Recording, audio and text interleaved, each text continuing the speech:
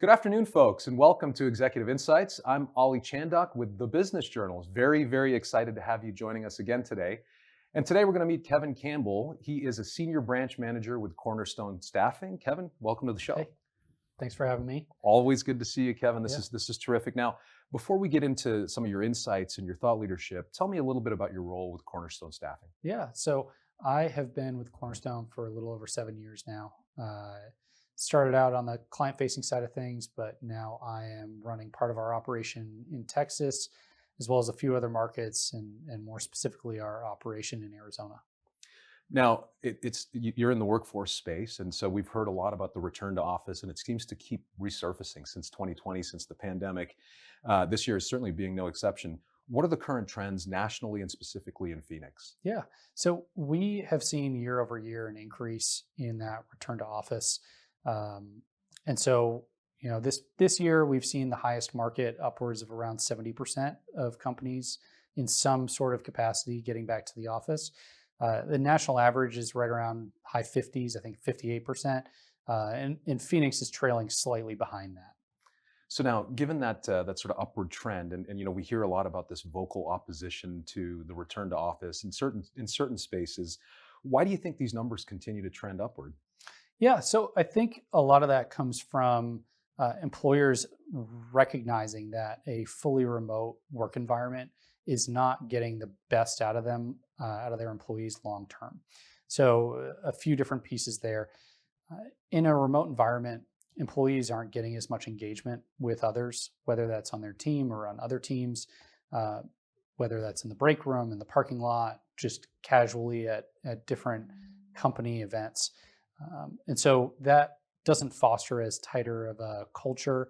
That doesn't foster much innovation. And it's also harder for employers to recognize potential future leaders and figure out how to develop them. Yeah, so certainly a return to office is very important. And now we're seeing that across the board. And based on what you've shared, almost every company is going to have to formulate some sort of return to office strategy. Give some insight, give some expertise. What should people consider or leaders consider when they're working on their return to office? Yeah, I think at the base of everything, it's important to understand that everyone involved is a person. And I say that from employers and employees' perspective. Employees need to understand that their managers are trying to get the best out of them and give them a great environment and bring value to them. From the employer perspective, you need to understand that, for the last 4 or so years, there's been a huge change in work-life balance for your employees.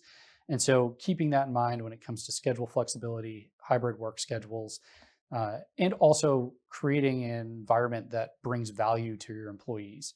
And that could come in a few different ways. That could come from a physical environment where you're seeing with some of these office building renovations with the restaurants and the coffee shops and pickleball courts and you name it, they're coming up with it as a way to try to bring people in and make them feel at home. But also in what you're putting on their schedule for when they're actually there.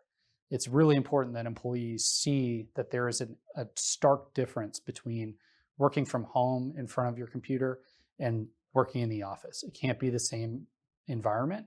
And so you need to try to push people toward other teams, um, create activities that will foster that collaboration and ultimately help uh, retain and grow as a company.